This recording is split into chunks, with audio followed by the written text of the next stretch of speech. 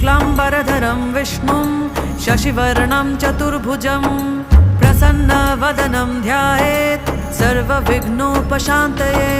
व्यासं वसिष्ठनप्तारं शक्तिः पौत्रमकल्मषं पराशरात्मजं वन्दे शुकतातं तपोनिधिं। व्यासाय विष्णुरूपाय व्यासरूपाय विष्णवे नमो वै ब्रह्मनिधये वासिष्ठाय नमो नमः। अविकाराय शुद्धाय नित्याय परमात्मने सदैकरूपरूपाय विष्णवे सर्वजिष्णवे। यस्य स्मरणमात्रेण जन्मसंसारबन्धनात् विमुच्यते नमस्तस्मै विष्णवे प्रभविष्णवे।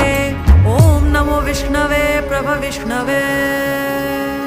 श्रीवैशम्पायन उवाच श्रुत्वा धर्म